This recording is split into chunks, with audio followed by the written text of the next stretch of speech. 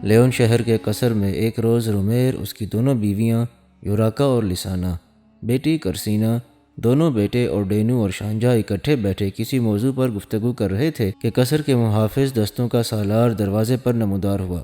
پہلے جھک کر اس نے رومیر کو تعظیم دی، پھر کہنے لگا، مالک، افریقہ کی سرزمینوں میں جو ہمارے مخبر کام کر رہے ہیں، ان میں سے ایک آپ کی خدمت میں حاضر ہو کر آپ سے کچھ کہنا چاہتا ہے۔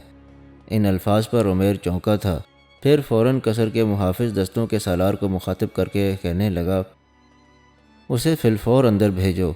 اس کے ساتھ ہی وہ سالار پیچھے ہٹ گیا۔ تھوڑی دیر بعد وہ ایک مخبر کو ساتھ لایا۔ محافظ دستوں کا سالار خود پیچھے ہٹ گیا۔ وہ مخبر اس کمرے میں داخل ہوا۔ ہاتھ کے اشارے سے رومیر نے اسے ایک خالی نشست پر بیٹھنے کے لیے کہا۔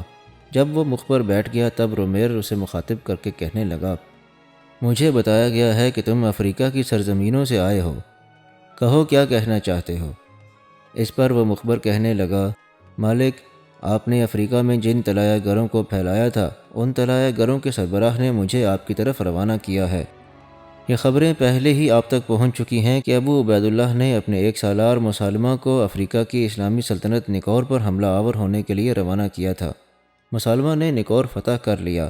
وہاں کا حاکم سعید ثانی مارا گیا، لیکن اس کے بیٹے اندلس میں آئے، عبد الرحمن سے مدد کی درخواست کی، اور اب عبد الرحمن نے اپنے ایک سالار احمد بن یعلا کو ایک لشکر دے کر افریقہ کی طرف روانہ کر دیا ہے۔ مسلمانوں کا یہ لشکر افریقہ پہنچ چکا ہے، اور اب وہ کس انداز میں اپنی کارروائی کی ابتدا کرتا ہے اس کی ابھی تک کوئی خبر نہیں۔ اس مخبر سے یہ الفاظ سن کر رومیر کی آنکھوں میں چمک پیدا ہوئی۔ پھر وہ بے پناہ خوشی کا اظہار کرتے ہوئے کہنے لگا، یہی تو میں چاہتا تھا۔ اب بہت جلد وہ وقت آنے والا ہے جب میں مسلمانوں سے گزشتہ شکستوں کا انتقام لینے کے قابل ہو جاؤں گا۔ اس کے ساتھ ہی رومیر نے اپنے مخبر کو فارغ کر دیا۔ جب وہ چلا گیا تب رومیر کی بیوی لسانا نے اس کی طرف دیکھتے ہوئے پوچھا، اگر مسلمانوں کا ایک لشکر افریقہ کی طرف چلا گیا ہے تو اس سے آپ کو کیا فائدہ ہوگا، اور اپنے انتقام کی آگ آپ اس سے کس طرح سرد کریں گے؟ اس موقع پر رومیر نے باری باری ایک نگاہ اپنی دونوں بیویوں، بیٹی اور دونوں بیٹوں پر ڈالی، پھر کسی قدر طمانینت میں کہنے لگا، جس وقت عبید اللہ مہدی نے نکور کی سلطنت پر حملہ آور ہو کر اس پر قبضہ کر لیا تھا، اس وقت میری خوشی کی کوئی انتہا نہ تھی، اور میں یہ امید لگائے بیٹھا تھا کہ عبد الرحمن اپنا کوئی لشکر افریقہ کی طرف روانہ کرے، اس لیے کہ نکور کی سلطنت عبد الرحمن کی حمایتی ہے۔ اب جب کہ میری خواہش کے مطابق ہی عبد الرحمن نے فیصلہ کیا ہے، تو میں سمجھتا ہوں کہ مسلمانوں کا ایک نہیں 2 لشکر افریقہ کی طرف چلے گئے ہیں۔ رومیر جب خاموش ہوا تب کرسینا اپنے باپ کی طرف دیکھتے ہوئے تعجب خیز انداز میں کہنے لگی، بابا، آپ کی بات سمجھ میں نہیں آئی۔ پہلے خود ہی آپ نے کہا کہ مسلمانوں کا ایک لشکر افریقہ کی طرف چلا گیا ہے، اور اب آپ خود ہی کہہ رہے ہیں کہ 2 لشکر چلے گئے ہیں۔ جو بات آپ کہنا چاہتے ہیں وہ میں کم از کم نہیں سمجھی۔ رومیر مسکرایا، ہاتھ آگے بڑھا کر کرسینا کا شانہ تھپتھپایا، پھر بے پناہ خوشی کا اظہار کرتے ہوئے کہنے لگا، میری بیٹی، میری نگاہوں میں عبد الرحمن کے 2 لشکر ہی افریقہ کی طرف گئے ہیں۔ ایک لشکر تو وہ جس کا آنے والا مخبر ذکر کر چکا ہے، اور دوسرا احمد بن یعلا ہے۔ احمد بن یعلا اپنی ذات میں مکمل لشکر ہے۔ اس کا اندلس سے نکل کر افریقہ کی طرف چلے جانا ہمارے لیے آسانی کے کئی راستے کھول سکتا ہے۔ میں سمجھتا ہوں کہ طلیطلہ اور بطلیوس کے مقام پر جو ہمیں شکستوں اور ناکامیوں کا سامنا کرنا پڑا، اس میں اس احمد بن یعلا کا بڑا ہاتھ تھا۔ اب اس کے افریقہ جانے کے بعد میں چند دن تک عبد الرحمن کے خلاف جنگ کی ایسی طرح ڈالوں گا کہ اپنی گزشتہ شکستوں کا انتقام لینے میں کامیاب ہو جاؤں گا۔ یہاں تک کہنے کے بعد رومیر رکا، پھر اپنی بیٹی کرسینا کی طرف دیکھتے ہوئے کہنے لگا، کرسینا میری بیٹی، طلیطلہ کے نواح میں میدان جنگ میں انفرادی مقابلے میں جو ہمارے بہترین 3 تیغ زن مارے گئے تھے، ان کا دکھ تو میں ساری زندگی فراموش نہیں کر سکوں گا۔ ان تینوں کو احمد بن یعلا نے انفرادی مقابلے میں ہلاک کیا تھا۔ اب میں نے احمد بن یعلا سے انفرادی مقابلہ کرنے کے لیے ایک اور تیغ زن کا انتخاب کیا ہے۔ لوگ کہتے ہیں کہ وہ بڑا لاجواب، بڑا بے مثال تیغ زن ہے، اور آج تک اس نے تیغ زنی میں کسی سے مات نہیں کھائی۔ میرے خیال میں فی الوقت اس تیغ زن کی ضرورت محسوس نہیں ہوگی، اس لیے کہ احمد بن یعلا تو افریقہ چلا گیا ہے، اور میں جو اندلس میں عبد الرحمن کے خلاف جنگ کی طرح ڈالنے لگا ہوں، اس میں احمد بن یعلا حصہ نہیں لے سکے گا۔ یہاں تک کہنے کے بعد رومیر رکا، پھر دوبارہ اپنی بیٹی کی طرف دیکھتے ہوئے کہنے لگا، بیٹی، تو احمد بن یعلا کا سر مانگتی ہے، پر میں اس کا سر نہیں مانگتا، میں اسے تیغزنی کا مقابلہ کرتے ہوئے دیکھنا چاہتا ہوں۔ بیٹی، کیا ایسا ممکن نہیں کہ تو اس کے سر کی طلب سے دستبردار ہو جائے؟ یہاں تک کہنے کے بعد رومیر رکا اور اپنی بیٹی کرسینا کے جواب کا انتظار کرنے لگا۔ کرسینا کچھ دیر سر جھکا کر سوچتی رہی، پھر بڑی سنجیدگی میں اپنے باپ رومیر کی طرف دیکھتے ہوئے کہنے لگی، اے میرے باپ، چند غلط فہمیوں کی وجہ سے شروع میں اس کے سر کی طالب ہو گئی تھی، لیکن وہ میری غلطی اور میرا فریب نظر تھا۔ میں اب ہرگز اس کے سر کی طالب نہیں ہوں، نہ میں کسی بات کا اس سے انتقام لینا چاہتی ہوں۔ اس پر یہ غصہ تھا کہ وہ میرا گھوڑا اور قیمتی اشیاء لے اڑا، لیکن بعد میں جو اس نے اپنے اعلیٰ اور عرفہ اخلاق اور کردار کا اظہار کیا، اس کی بنا پر میری نگاہوں میں اس کے لیے نفرت نہیں، ایک طرح کی ہمدردی کے جذبات پیدا ہو چکے ہیں۔ اے میرے باپ، میرے گھوڑے کی خرچینوں میں اس قدر قیمتی سامان تھا کہ جس کے بھی وہ ہاتھ چڑھ جاتا، ایک دن کے اندر مالا مال ہو جاتا۔ اس کو اور اس کے خاندان کے پورے افراد کو زندگی بھر کچھ کمانے کی ضرورت نہ ہوتی۔ اس دولت کے بلبوتے پر وہ ہاتھ پر ہاتھ رکھے کھاتے رہتے، تب بھی وہ دولت ان کے لیے ختم نہ ہوتی۔ اے میرے باپ، گزشتہ دنوں جب وہی احمد بن یعلا مدور پر حملہ آور ہوا اور میں بھی گرفتار ہو گئی، تو اس نے نہ صرف میرا گھوڑا مجھے پیش کیا بلکہ میری ساری چیزیں بھی میرے حوالے کیں۔ ساتھ ہی مجھے یہ بھی کہا کہ میں بغور اپنی چیزوں کا جائزہ لے لوں کہ اس میں کوئی چیز کم تو نہیں۔ بابا، میں نے اپنے سارے سامان کا جائزہ لیا، اس میں ایک تنکے کی بھی کمی نہیں پائی۔ اے میرے باپ، ایمانداری اور دنیا سے بے رغبتی کا ایسا اظہار ہر کوئی نہیں کر سکتا۔ میں سمجھتی ہوں یہ کام ایک ایسا شخص کر سکتا ہے جو اخلاق اور کردار کے اعلیٰ مقام پر ہو۔ بابا، ایسے شخص کا سر نہیں مانگا جا سکتا، بلکہ اس کی عزت، تعظیم و تکریم کی جا سکتی ہے۔ جواب میں رومیر کچھ دیر سوچتا رہا، پھر کہنے لگا، کبھی کبھی میرا دل چاہتا ہے کہ اس احمد بن یعلا کو کوئی بہت بڑی رغبت دے کر اپنے ساتھ ملا لوں، عبد الرحمن سے اسے توڑ دوں، اسے اپنا ہم نوا، اپنے لشکر کا سالار مقرر کروں۔ کسی نہ کسی روز ایسا ضرور کروں گا۔ یہاں تک کہنے کے بعد جب رومیر رکا، تب اس کی طرف بڑے غور اور تجسس بھرے انداز میں دیکھتے ہوئے کرسینا کہنے لگی، بابا، آپ احمد بن یعلا کو کیسے اور کس طرح اپنے لشکر میں شامل کریں گے؟ کیسے اسے اپنا ہم نوا بنا لیں گے؟ کیا ایسے شخص کو خریدنا، ایسے شخص کو اس کے حکمران سے توڑنا آسان اور قابل عمل ہے؟ رومیر نے کچھ سوچا، پھر کہنے لگا، بیٹی، تیرا کہنا بھی کسی حد تک درست ہے۔ ایسے لوگ اخلاق و کردار کے بڑے پختہ ہوتے ہیں، لیکن دولت کی چکا چوند بھی اپنے اندر ایک کشش اور جذب رکھتی ہے۔ پہلے میں اسے ایک بہت بڑی دولت کے علاوہ اپنے لشکر کے اندر سالار اعلیٰ کے منصب کی رغبت دوں گا۔ میں اس کے سامنے دولت کے انبار لگا دوں گا، جس قدر دولت چاہے گا اسے پیش کر دوں گا، اور اس سے یہ بھی وعدہ کروں گا کہ جو ہی وہ عبد الرحمن کو چھوڑ کر میرا ساتھ دینے پر آمادہ ہو جائے گا اور کرتبہ سے نکل کر لیون میں آ جائے گا، تو میں اس کو اپنے لشکر کا سالار اعلیٰ بنا دوں گا۔ اور میں سمجھتا ہوں کہ دولت کے ڈھیر کے ساتھ ہی ساتھ جب کسی کو لشکریوں کا سالار اعلیٰ کا منصب پیش کیا جائے، تو یہ منصب دولت کے ساتھ ساتھ مل کر بڑے بڑے لوگوں کے ارادے اور ان کے قدم ڈگمگا سکتا ہے۔ میرا دل کہتا ہے کہ ان دو چیزوں کے باعث احمد بن یعلا کے قدم میں بھی ڈگمگاہٹ پیدا ہوگی۔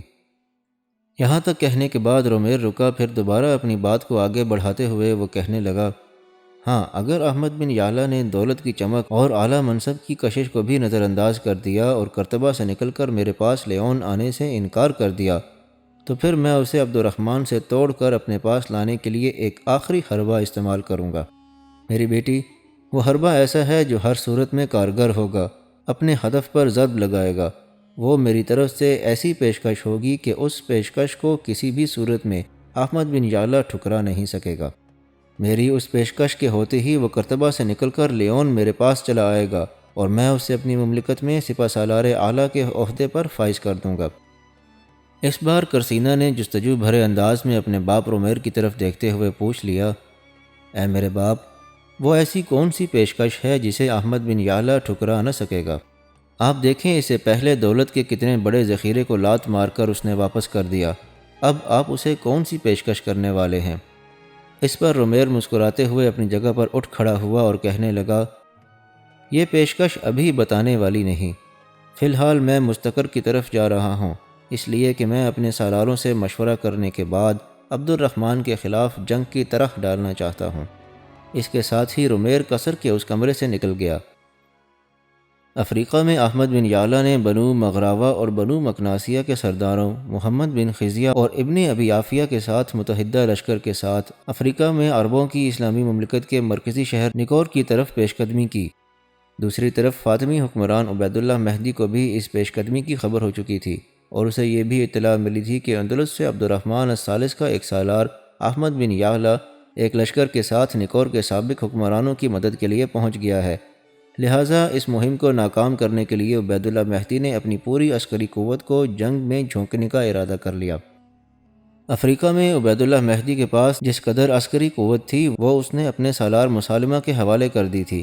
ساتھ ہی افریقہ میں سب سے بڑے قبیلے کتامہ کو بھی متحرک کیا گیا، اور کتامہ قبیلے کا ہزاروں پر مشتمل خونخوار لشکر اپنے سردار زتول کی سرکردگی میں نیکور کے شمال مغرب کی طرف بڑھا۔ احمد نے محمد بن خزیہ اور ابن ابی عافیہ کے ساتھ مل کر اپنے آگے آگے کیونکہ مخبر پھیلا رکھے تھے، ان مخبروں نے احمد کو اطلاع کر دی تھی کہ فاطمی حکمران عبید اللہ مہدی ان کا مقابلہ کرنے کے لیے بہت بڑی قوت سامنے لا رہا ہے۔ لہٰذا احمد اپنے ساتھیوں اور لشکر کے ساتھ ابھی نیکور سے کافی دور تھا کہ عبید اللہ مہدی کا سالار اعلیٰ مسالمہ اور بنو کتامہ کا سردار زتول ایک بہت بڑے لشکر کے ساتھ احمد بن یعلا کی راہ روک کر کھڑے ہوئے۔ اس طرح دشت افریقہ میں دونوں لشکر ایک دوسرے سے ٹکرانے کے لیے پڑاؤ کر گئے۔ ایک دن اور ایک رات دونوں لشکریوں نے ایک دوسرے کے سامنے پڑاؤ کیا۔ اگلے روز صبح سویرے ہی احمد نے اپنے لشکر کو متحرک کیا اور اس نے لشکر کی صفیں درست کرنا شروع کی۔ اس کام میں بڑی سرگرمی سے محمد بن خزیہ اور ابن ابی عافیہ اس کا ساتھ دے رہے تھے۔ لشکر کو 3 برابر حصوں میں تقسیم کر دیا گیا تھا۔ دوسری طرف عبید اللہ مہدی کا لشکر 2 حصوں میں تقسیم ہوا۔ عبید اللہ مہدی بذات خود اس جنگ میں حصہ لینے کے لیے نہیں آیا تھا، اس نے اپنے سالار اعلیٰ مسالمہ کو بھیجا تھا، لہٰذا لشکر کو انہوں نے 2 حصوں میں تقسیم کیا تھا۔ جو لشکر عبید اللہ اور اس کے سالار مسالمہ نے ترتیب دیا تھا اس کی کمانداری خود مسالمہ کر رہا تھا، اور وہ لشکر جو بربر کے وحشی قبائل پر مشتمل تھا اس کی کمانداری بربری قبیلے کتامہ کا سردار زتول کر رہا تھا۔ احمد کچھ دیر تک مسالمہ اور زتول کے لشکر کا جائزہ لیتا رہا۔ اس موقع پر محمد بن خزیہ اور ابن ابی عافیہ کے علاوہ کچھ اور سالار بھی اس کے پاس جمع تھے۔ اس موقع پر ابن ابی عافیہ کو مخاطب کر کے احمد کہنے لگا، ابن عافیہ میرے بھائی، میں یہ تو دیکھتا ہوں کہ دشمن ہمارے مقابلے پر جو لشکر لے کر آیا ہے وہ تعداد میں ہم سے بہت زیادہ ہے، لیکن مجھے دشمن کی اس عددی فوقیت کی کوئی پرواہ نہیں۔ جو معلومات میں تم سے جاننا چاہتا ہوں وہ یہ کہو کہ جس لشکر کی کمانداری مسالمہ کر رہا ہے اس کی اہمیت زیادہ ہے یا اہمیت میں وہ لشکر زیادہ ہے جس کی کمانداری بربری قبیلے کتامہ کا سردار زتول کر رہا ہے؟ احمد کے سوال پر احمد بن خزیہ اور ابن ابی عافیہ تھوڑی دیر تک عجیب سے انداز میں اس کی طرف دیکھتے رہے۔ پھر ابن ابی عافیہ کہنے لگا، امیر، میں آپ کی بات کا مطلب نہیں سمجھا۔ جواب میں احمد مسکرایا اور کہنے لگا، سادہ الفاظ میں تم سے پوچھنا چاہتا ہوں کہ جب اپنے سامنے کھڑے دشمن سے ہمارا ٹکراؤ ہوتا ہے تو جنگ میں بہتر کارکردگی کا مظاہرہ مسالمہ کا لشکر کرے گا یا زتول کا؟ اب ابن ابی عافیہ مسکرایا اور کہنے لگا، اب میں آپ کا سوال سمجھا۔ جنگ میں ہمیں زتول اور اس کے وحشی بربروں سے زیادہ خطرہ ہے۔ وہ تعداد میں بھی زیادہ ہیں اور پھر یہ جنگ بھی وحشی پن میں کرتے ہیں، خون بہانے کے بڑے شوقین ہیں۔ جہاں بھی انسانی جسم کٹتے ہیں وہاں یہ بڑی خوشی کا اظہار کرتے ہیں۔ جنگ کے دوران ہم پر زیادہ بوجھ زتول کی طرف سے ہوگا۔ احمد کے چہرے پر مسکراہٹ نمودار ہوئی۔ پھر وہ کہنے لگا، ابن ابی عافیہ اور محمد بن خزیہ، جو کچھ میں کہنے لگا ہوں اسے غور سے سننا۔ جو لشکر میں اندلس سے لے کر آیا ہوں وہ میری کمانداری میں رہے گا۔ ابن ابی عافیہ، تمہارے لشکر کی تعداد زیادہ ہے، محمد بن خزیہ کے پاس جو لشکر ہے وہ تعداد میں کم ہے۔ میں یہ چاہوں گا کہ محمد بن خزیہ مسالمہ کے سامنے آئے اور ابن ابی عافیہ تم زتول سے ٹکراؤ گے۔ اس موقع پر بڑے عجیب سے انداز میں ابن ابی عافیہ نے احمد کی طرف دیکھا، پھر فکر مندی میں کہنے لگا، امیر، میں ٹکرانے میں تو زتول سے ضرور ٹکراؤں گا، پر یہ دیکھیں زتول کے تحت جو لشکر ہے اس کی تعداد ہمارے کل لشکر سے بھی زیادہ ہے۔ اسی بنا پر ابن ابی عافیہ کو خاموش ہو جانا پڑا، اس لیے کہ احمد بول اٹھا، ابی عافیہ، ابھی میں نے اپنے کام کی انتہا نہیں کی۔ جو کچھ میں کہنا چاہتا ہوں وہ غور سے سنو، اس کے بعد مجھے اپنے تاثرات سے آگاہ کرنا۔ تو میں کہہ رہا تھا کہ محمد بن خزیہ جنگ کے دوران مسالمہ کا سامنا کرے گا۔ ابن عافیہ تم زطول سے ٹکراؤ گے۔ اس وقت مسلمہ ہمارے بائیں ہاتھ ہے اور زطول دائیں جانب، لہٰذا بائیں جانب محمد بن خزیہ اور دائیں جانب تم رہو گے اور تمہارے دائیں جانب میں رہوں گا۔ احمد رکا، پھر کہنے لگا، ابن ابی عافیہ اور میرے عزیز بھائی محمد بن خزیہ، میں یہ جنگ کی ابتدا بڑے عجیب و غریب طریقے سے کروں گا۔ جو کچھ میں کہنا چاہتا ہوں وہ سن لو، اس کے بعد میں اپنے کام کی ابتدا کروں گا۔ میں پہلے انفرادی جنگ کی ابتدا کروں گا اور پھر دیکھنا کہ میں دشمن پر کیسے بددلی کے جذبات طاری کر کے رکھ دیتا ہوں۔ اپنی بات کو آگے بڑھاتے ہوئے میں یوں کہہ سکتا ہوں کہ ابن عافیہ، میں تمہارے دائیں جانب میں ہوں گا۔ جب محمد بن خزیہ مسالمہ سے ٹکرا جائے گا تو تم ذلول سے ٹکراؤ گے، تب میں اپنے کام کی ابتدا کروں گا۔ میں بربری قبیلے قطامہ کے پہلو کی طرف نکلوں گا اور ان پر ایسی ضرب لگاؤں گا کہ ابن ابی عافیہ، دیکھنا کہ جنگ کے دوران میں نے زطول اور اس کے بربروں کو کھنگال کر نہ رکھ دیا تو میرا نام تبدیل کر دینا۔ یہ میدان آنے والی نسلوں کے لیے عبرت خیزی اور درس آفرین کا سبب بن جائے گا۔ یہی وحشی بربر جو خون بہانا فخر سمجھتے ہیں اور قتل کرتے ہوئے رقص کرتے ہیں، جنگ کے دوران یہی میرے آگے آگے بھاگ رہے ہوں گے اور میں کسی چرواہے کی طرح ان کا تعاقب کر رہا ہوں گا۔ جب میں بنو قطامہ کو پیچھے ہٹنے اور پسپا ہونے پر مجبور کر دوں گا تو یاد رکھنا میدان جنگ میں مسالمہ کی کوئی حیثیت نہیں رہے گی۔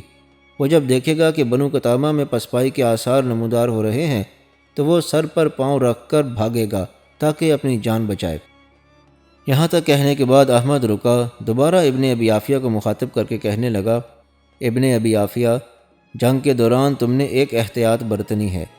پہلے تم بنو قطامہ سے ٹکراؤ گے، اس ٹکراؤ کے بعد جب میں اپنے کام کی ابتدا کروں گا اور تم یہ اندازہ لگاؤ گے کہ میں نے بنو قطامہ کی کئی صفوں کا خاتمہ کر دیا ہے اور بنو قطامہ والے پیچھے ہٹنے پر مجبور ہیں، تب تم اپنے لشکر کے ایک حصے سے محمد بن خزیہ کی مدد کرنا۔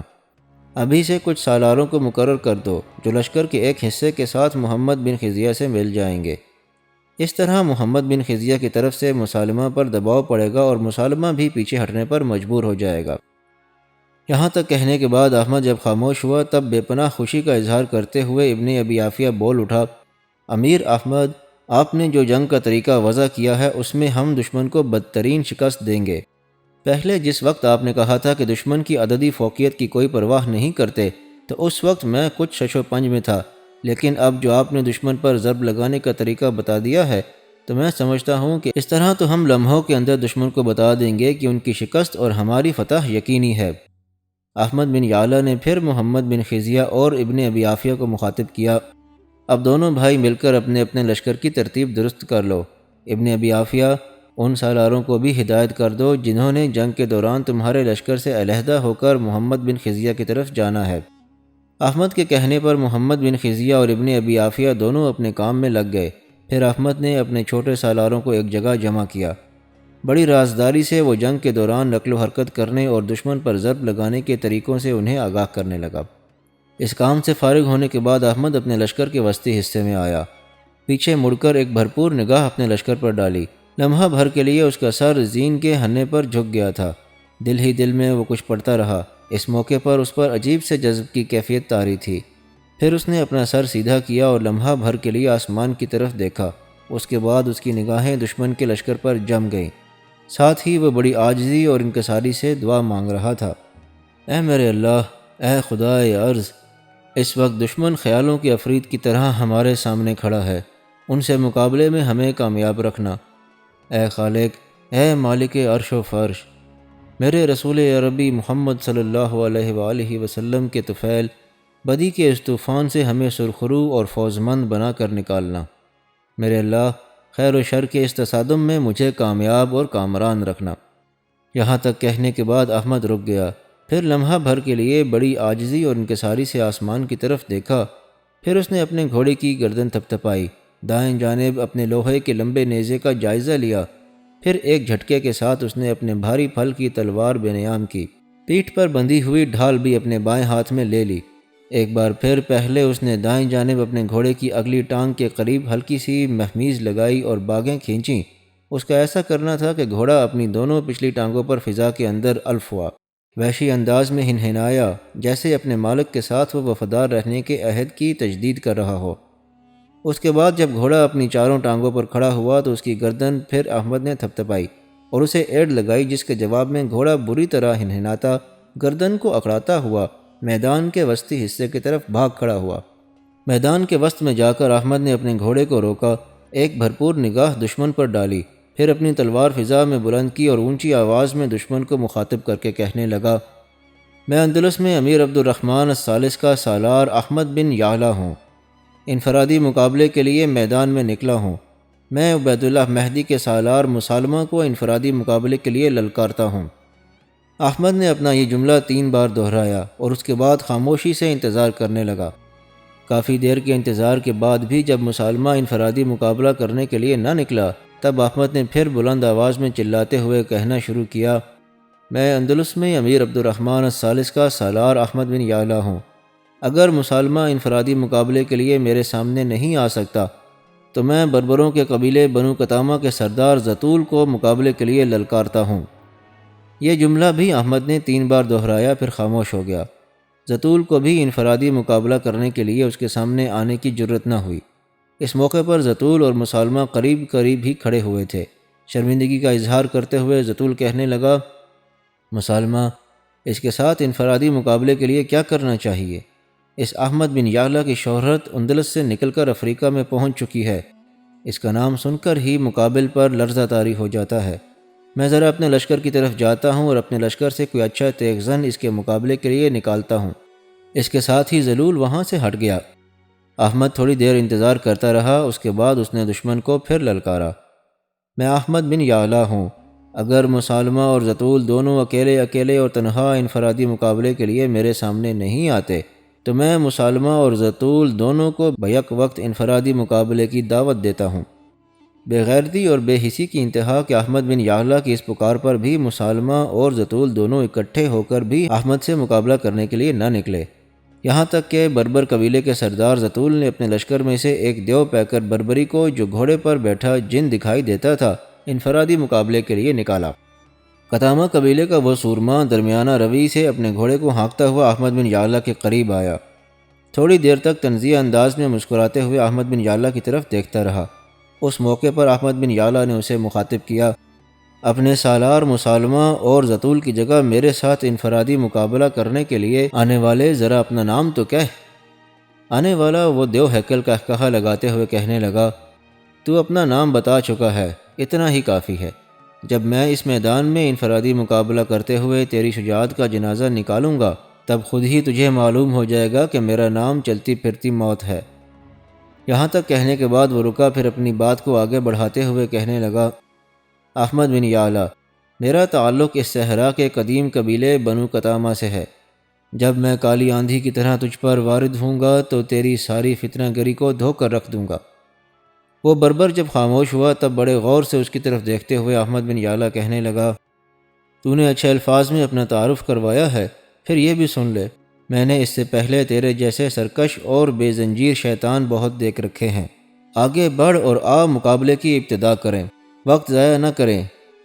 احمد بن یعلا کی اس گفتگو سے وہ بربر تاؤ کھا گیا۔ اپنے گھوڑے کو ایڑ لگائی اور ایک پرقوت، زوردار اور انتہائی خطرناک وار اس نے احمد پر کیا۔ احمد نے مسکراتے ہوئے بڑی آسانی کے ساتھ اس کے وار کو ڈھال پر لیا، ساتھ ہی اپنے گھوڑے کی پچھلی ٹانگوں کے قریب اس نے ہلکی سی ضرب لگائی۔ جواب میں گھوڑا ہنہنایا، ایک دم پلٹا۔ پہلے اس کا منہ بربر کے گھوڑے کے منہ کے قریب تھا، اب وہ اپنا منہ بربر کے گھوڑے کی پیٹھ کی طرف لے گیا تھا۔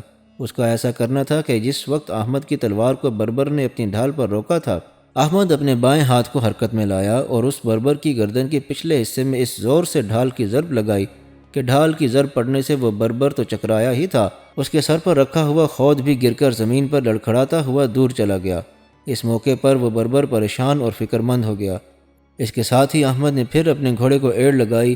گھوڑا ہنہنایا۔ احمد اور گھوڑا دونوں کی حرکات سے بربر پریشانی اور فکر مندی کا اظہار کر رہا تھا، اس لیے کہ احمد کا گھوڑا اس کے اشاروں پر دائیں بائیں، آگے پیچھے آندھی اور طوفان کی طرح حرکت کر رہا تھا۔ احمد نے ایک دم اپنے گھوڑے کو آگے بڑھایا اور اپنی ڈھال بلند کر کے اس نے بربر کے سر کو نشانہ بنایا۔ اس بار بربر نے اپنے سر کے سامنے ڈھال کر لی۔ یہ اس کی حماقت تھی، اس لیے کہ جب اس نے اپنا سر بچانے کے لیے اپنی ڈھال آگے کی تب احمد کا ایک حصہ اس سے اوجھل ہو گیا تھا، کیونکہ ڈھال سامنے آ گئی تھی۔ شاید ایسا کرنے پر احمد نے خود اسے مجبور کیا تھا۔ اس کے ساتھ ہی احمد نے اپنی تلوار اس کے شانے پر گرائی اور اس کے شانے پر جو آہنی خول چڑھا ہوا تھا اس آہنی خول کو کاٹتی ہوئی احمد کی تلوار اس کے شامنے پر خاصا گہرا گھاؤ دیتی ہوئی چلی گئی۔ اس موقع پر احمد نے اپنے گھوڑے کی باگ کو ایک جھٹکا دیا، گھوڑا الٹے پاؤں پیچھے ہٹ گیا۔ وہ بربر پاگل سا ہو کر رہ گیا تھا، اس کے سر سے اس کا خود پہلے ہی اتر چکا تھا اور اب اپنے سر کو غیر محفوظ خیال کر رہا تھا۔ اب جو احمد نے اس کے دائیں شانے پر چڑھے ہوئے آہنی خود کو کاٹنے کے بعد دایاں شانہ خاصا زخمی کر دیا تھا، تب اس بربر کی پریشانیوں اور افسردگی کی کوئی حد نہ تھی۔ احمد کچھ دیر پیچھے ہٹ کر کھڑا رہا، اس کی حالت پر مسکراتا رہا، پھر اسے مخاطب کر کے کہنے لگا، دیکھ، میں فریب دیتے ہوئے اور بے خبری کی حالت میں تجھ پر وارد نہیں ہونا چاہتا، میں تجھ پر حملہ آور ہونے لگا ہوں، اپنا دفاع کر سکتا ہے تو کر۔ اس کے ساتھ ہی احمد نے ایک بار پھر اپنے گھوڑے کو ایڑ لگائی، گھوڑا ہنہنایا، طوفانی انداز میں آگے بڑھا۔ اس کے ساتھ ہی احمد نے جان لیوا حملے اس پر شروع کر دیے۔ اب بربر کے سر پر خود نہیں تھا، اسے اپنے سر کی بھی فکر لگی ہوئی تھی۔ دوسرے اس کا دایاں شانہ زخمی تھا، دائیں ہاتھ میں وہ اپنی تلوار پکڑتا تھا، تلوار وہ اب صحیح طریقے سے نہ چلا پا رہا تھا۔ اس کی اس کمی کی وجہ سے احمد نے مقابلے کو طول نہیں دیا، ایک چکمہ اسے دیا، اس کے بعد دوبارہ اس نے اپنی ڈھال برسانے کے ساتھ ہی تلوار بھی برسا دی اور اس بربر کے بائیں شانے پر اچھا خاصا گھاؤ لگاتا چلا گیا۔ بربر اس گھاؤ کو برداشت نہ کر سکا، گھوڑے کی زین پر پہلے جھکا، پھر زمین پر گر گیا۔ احمد اپنے گھوڑے سے نیچے اتر گیا اور اسے مخاطب کر کے کہنے لگا، ابھی تھوڑی دیر پہلے ہی تو کہہ رہا تھا کہ تو میرے جیسے فتان کی ساری فتنہ گری دھو کر رکھ دے گا، اب تو زمین پر سر جھکائے کیوں پڑا ہے؟ اس کے ساتھ ہی احمد کی تلوار بلند ہو کر گری اور اپنے مد مقابل کو کاٹ کر رکھ دیا۔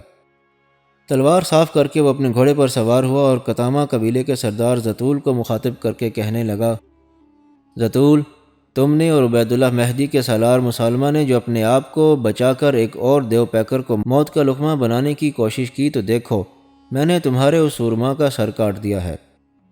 تمہارے پاس کوئی اس جیسا اچھا تیغ زن ہو جس کی تم ضرورت نہ محسوس کرتے ہو اور اس سے جان چھڑوانا چاہتے ہو تو اسے بھی انفرادی مقابلے کے لیے میدان میں اتارو۔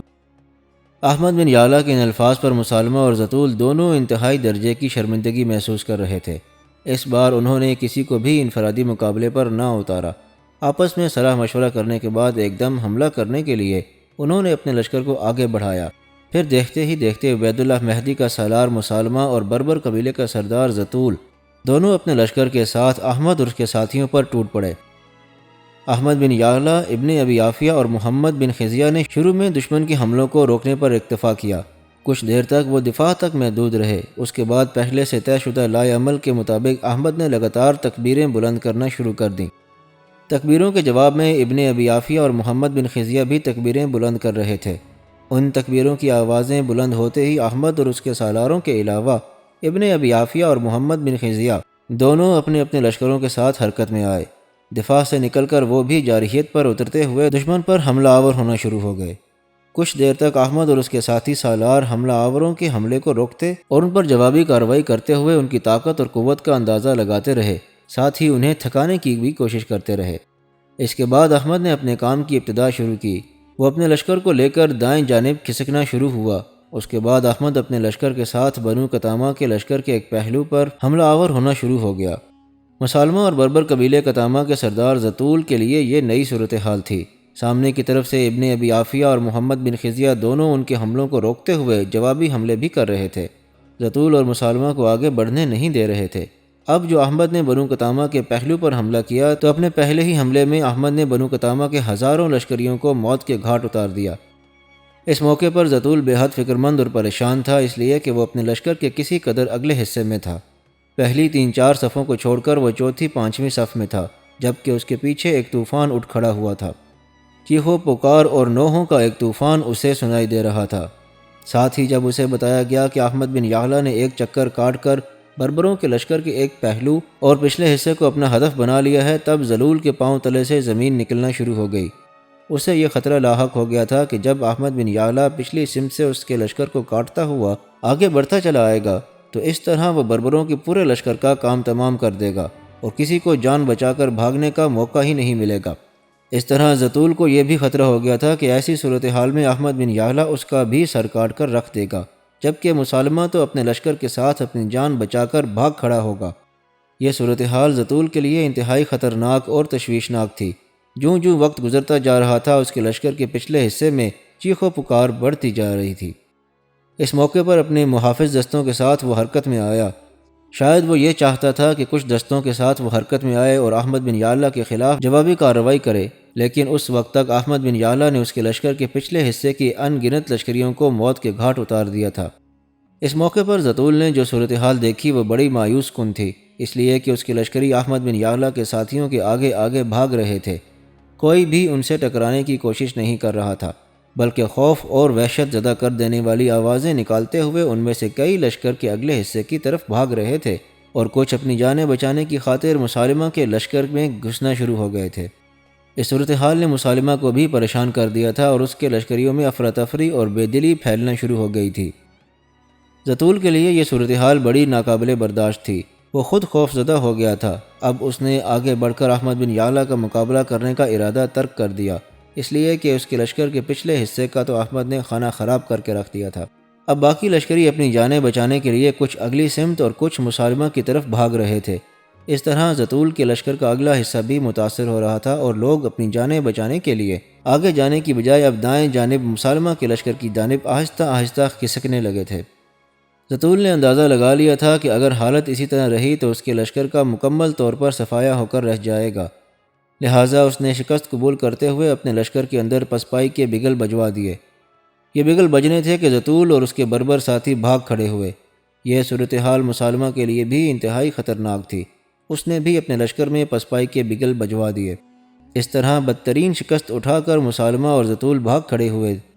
احمد، ابن ابی عافیہ اور محمد بن خزیہ تینوں ان کے تعاقب میں لگ گئے۔ یہ تعاقب کافی دیر تک جاری رہا اور اس تعاقب کے دوران زطول کے علاوہ مسالمہ کے لشکر کو بھی ناقابل تلافی نقصان پہنچایا گیا۔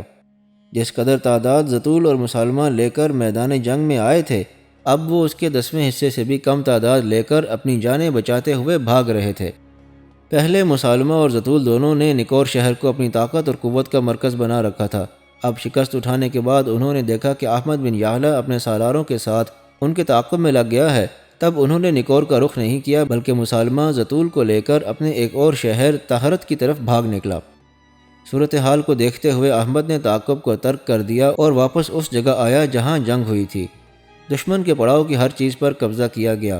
مرنے والوں کی تجہیز و تکفین کے بعد زخمیوں کی دیکھ بھال کی گئی۔ اس کے بعد احمد بن یعلا، ابن ابی عافیہ اور محمد بن خزیہ تینوں اپنے متحدہ لشکر کو لے کر آگے بڑھے اور فاتح کی حیثیت سے افریقہ میں عربوں کی اسلامی مملکت کے مرکزی شہر نکور میں داخل ہوئے۔